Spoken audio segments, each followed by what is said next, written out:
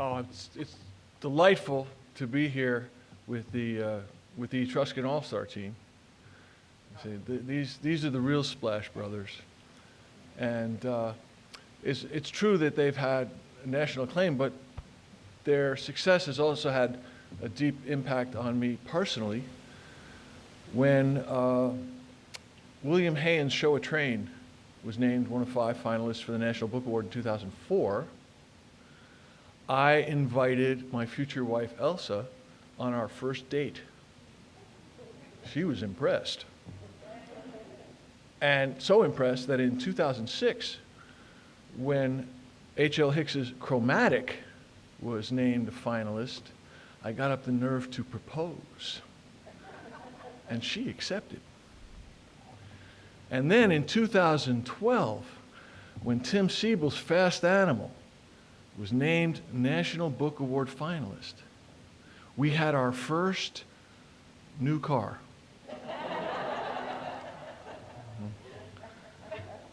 Sorry, that's as good as really. But truthfully, I think when I think of these poets, I think of W.B. Yeats, who once said, "Look where man's glory most begins and ends, and say, my glory was, I had such friends." So for these old friends, I'm going to begin with an old poem of mine, and it's called Proof.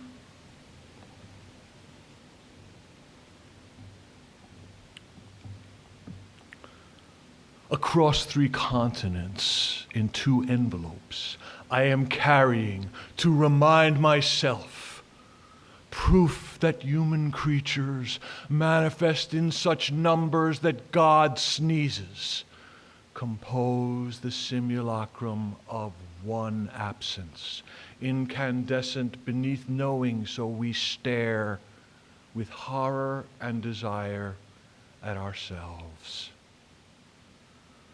This evidence consists of emanations from past lives, 642 articles of V-mail exchanged between a GI and his bride from 1942 to 45, each dispatch stamped with the censor seal and opening with diminutive salutation, "Dear Moonbeam," or "Dear Stardust," sometimes "Dearest." I bring these letters to their furthest point of origin and destination, Bohemia, the very pencil mark, later erased, where the Big 3 planned to dissect Europe before posing, seated for Roosevelt's sake, like a row of schoolboys, Stalin roguish, Churchill flashing his signature V for victory, a voodoo of the index and fuck you finger designed to hasten what it signified. I laid them in shallow holes I've dug, under a shade tree at Vitezmi Namisti, a crossroads in a village of stucco whose name means Victory Place, but which to me echoes Vietnam, recently erased, dissolved into the temporal as Lidice transliterates to Me Lai, with a twist like the flick of the wrist morphing Churchill's victory into Bohemian peace. That the humans whose destiny I share are killers. This place of victory in Bohemia I found, not by addresses masked by army code, nor history writing and rewriting names in a trance of organized forgetting. I found it tracing glyphs and curlicues of turquoise and black India ink, first poured over and passed between 2 forms who have dissolved into this present act. I am their proof, the sun these letters caused in a future just beyond my earliest past. Here, in letter 317, moonbeam as her stardust to list towns, villages, and hamlets he has passed through. It was October 23rd, a Sunday. Sinatra's voodoo bathed the railroad flat. Moonbeam's gaze drifted out the window where the wind revealed stardust in shivering leaves, and she realized she'd finally passed the point where she could stare at a vacant Brooklyn street without the image of her lover taking form. Absence, voodooed as leaves, as radio waves, longing so deep its anonymous face is manifest only now, when the moon, for example, no longer signifies spontaneous overflow of emotion, and stars don't stand for stake in the eternal. It's only when the idiom wobbles and the meter stretches at its seams, as in across 3 continents I am carrying, that human creatures stir and almost wake to the absence incandescent underneath. The way the ocean suddenly disappears from the limbic node of the farmer as he kills the Russian tractor's motor that gurgled all morning in wheat fields in Victory Place. And he's lost, overcome with a surge of sourceless longing, perched, dizzy, but alert in wheat so high the tires barely top the tawny waves. That's proof. That's one reason I sow these fetishes in 3 separate holes, to let them try impossibly to bleed into the shade tree's roots, which I declare, for purposes of my voodoo, Earth's neurons, forever so achingly absent.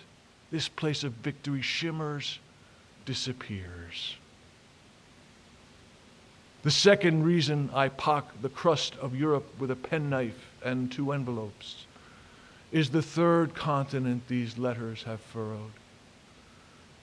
It is called memory. It is a distant palisade stippled with barbed wire. And on this continent, the absences whose carbon-fragile longings buried here squat, long past horror and desire, a pair of torpid gods facing the sea. And human creatures rage over this proof that memory, resisted or erased, bleeds, bathing neurons with longing to reconceive whatever we bury in pliable shapes, wind and leaves and words. This may explain the gleam in Stalin's smile as he peers into a future his pencils push so far, everything but absence is erased. Victory, Bohemia, the entire continent of memory distilled to names buried in separate holes so deep, longing dissolves to the tractor climbing like the moon, the revolution climbing to the stars, and not a single body to obscure how close we absent are. How present and alive. He leans toward us. He almost sees the source of everything that won't be born. As many of you know, I finished and published last year a book-length poem called To Banquet with the Ethiopians, a memoir of life before the alphabet. And coming here tonight, I'm just so honored again to be here, and thank you all for coming and for being part of this, because it feels to me like you're very much part of the making and receiving of that poem, because I would come here twice a year and say chapters. I'm now working on essays, and I want to end, first of all, with just a few lines from the poem, because the essays I'm working are really mining some of the same material, the mythic, the childhood, and the oral tradition that is part of the theme of that book, except they're just doing it in prose and more autobiographically. So the lines are just a few lines. From dappled green, a dazzling white, unstrangled. Fearless, emerged naked from the sea. Naked he washed each night into my bed. Naked I drowned face down in burning white. And mornings, as Odysseus hectored, I witnessed fearless blinking in his bunk across the room as if he'd never braved the night crossing decorously composed in the alabaster body of a ship.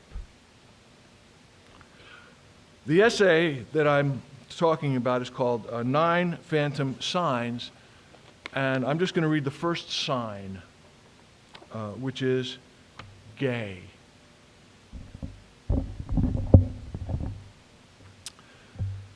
Not gay, gay. Yeats is gay. Their glittering eyes were gay, gay. Poised between worlds, flensed of fear and desire. Joyous, not merry. Grave, not sad. There is no other word for this condition.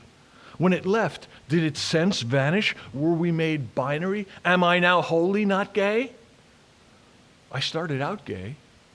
Smooth as an egg, wind-tinted, many-edged. I was so bendable, I could kiss my toes.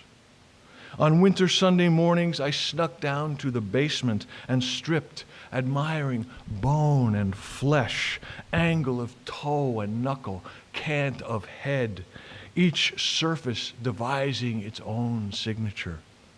Nude, I burst into the snow. A dash which would not have terrified if it were into pasture or fen or burren and not a postage stamp under the spider eyes of row house windows. Maybe everybody starts out gay, in both species of the word. The body is other, it is another, it is wonder.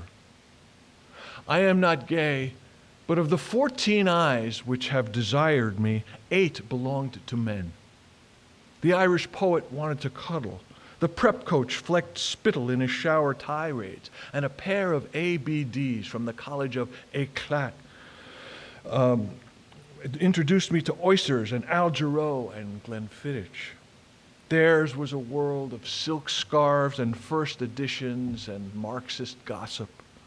Why not try, they purred. Never had I fancied sex so civilized, but the more inviting their invitation, the more diffident I became.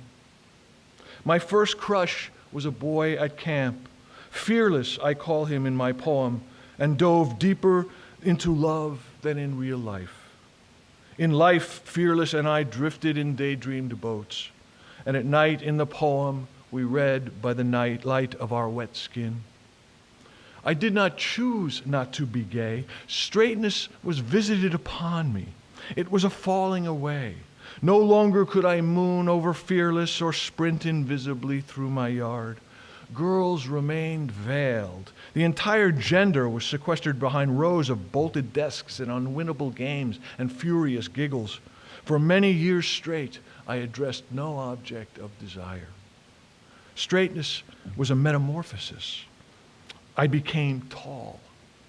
Once smooth and bendable, my body elongated while resisting girth until my chest caved in and the fingers of one hand could encircle the thigh. The ears unhinged, the cartilaginous right speared like an antler, the left lobe drooped below the jaw, eyelids pinked, lashes crusted, the trunk roiled, mapping new pustules, bloody pus spotted morning sheets. My height was a phenomenon.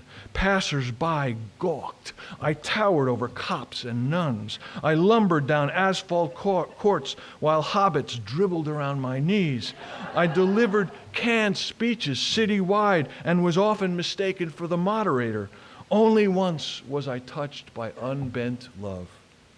At Rockaway, under the Ferris wheel, a shriek pierced the Easter air, and a cool body wriggled up my back, arms wrapping my neck. Warm lips wetted my cheek. It was no dream. I lay broad waking. Then a scream. I was not him, the boyfriend she'd embraced from behind. That moment stayed and hearkened. Parts of me resembled parts of someone who was loved. From certain angles, it was possible to love me. I decided to continue to be tall. Meanwhile, behind the spider eyes of the row houses, gay warped into queer, homo, fag. Yeats was nowhere. Sometimes gay hovered beyond the text. One evening, my mother came home from night class puzzled because her handsome English professor had outed the protagonist of Willa Cather's Paul's Case. My mother didn't mind that Paul was gay, but why not say? Sad, yes, but why gay? Why do writers hide words? Why do English professors impose them? If I were gay, I might impose upon Paul's case. My lady, I would pirouette, why are you unfree to gaze at this? How signal lust I'd importune without permission to shout booyah or honk your car horn or stick out your tongue or flick a cigarette lamp or unzip. Platonically, I'd inquire, how many adjustments and what kind would this body need to make to be desired? And finally, as I sipped from demi-tasse, how, august vision, do you conceal eternal truth in every beauteous step? Imposing makes me see I don't mean gay, I mean immune. I mean not acting or being acted upon, but apprehending in sublimity. I mean being gay, not gay. If gay only means gay, the world splits to binary, metaphors flatten, thoughts congeal to doctrine, syntax straightens out. Whatever orientation, no one is immune.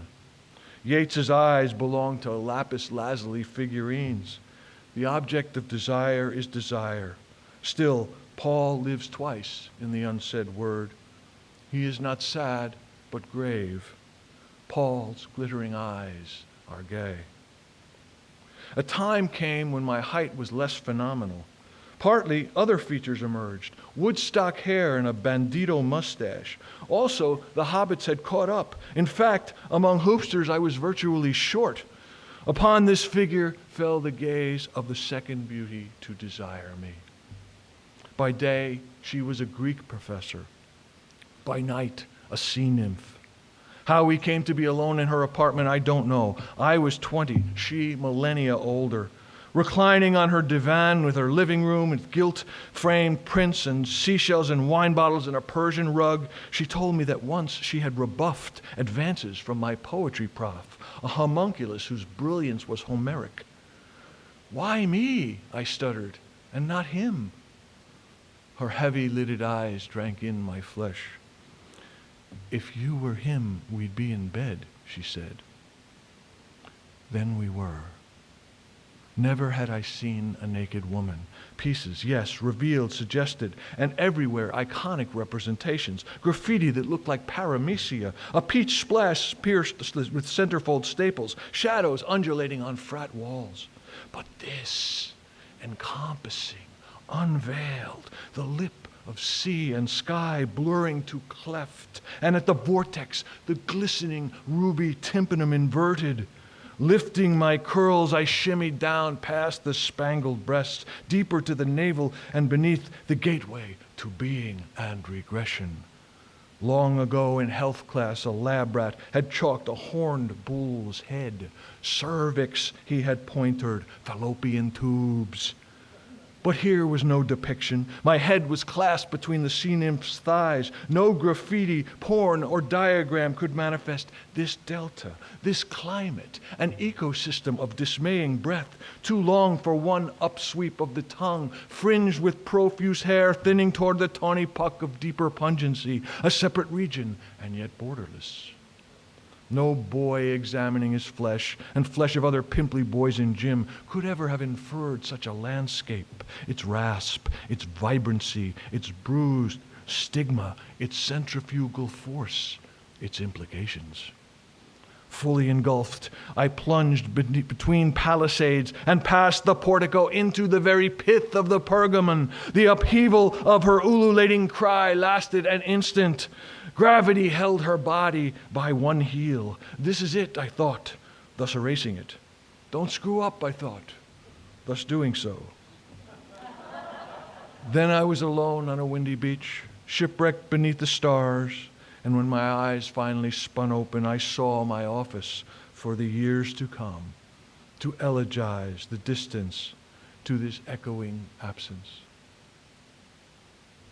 the last person ever to desire me, stood on a sidewalk in Youngstown, Ohio, outside the Unitarian Church. The recessional piped, wedding guests milled, fall clouds drifted overhead. As I knotted my silk scarf, a voice rippled the air. There's a dashing man. Stunned, I turned to look behind, but no one followed. It was me. This is what I had become. In that double take, I glimpsed the gay child naked in the snowy yard and the gay man dying in the sea nymph's arms. They didn't know that all the time they had been destined for this. What could I do? Reader, I married her. Thank you.